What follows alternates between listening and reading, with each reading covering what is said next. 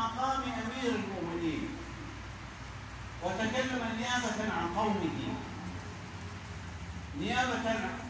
عن حوائجهم وضرورياتهم وماذا يريدون. فأعجب أمير المؤمنين عمر بن عبد العزيز رضي الله عنه، أعجب بهذا الشاب، بهذا الولد، فقال له: تعلموا، فليس المرء يولد عالما وليس أخو علم كمن هو جاهل، وكبير قوم لا علم له، صغير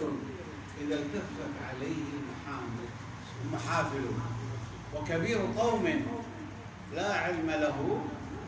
صغير إذا التفت عليه المحافل. बिलाद अरब में से अरब ममालिक में से एक वफ्द अमीरुल मोमिनीन हज़रत उमर बिन अब्दुल अज़ीज़ रहमतुल्लाह के दरबार में हाजिर हुआ जब वो खलीफा थे,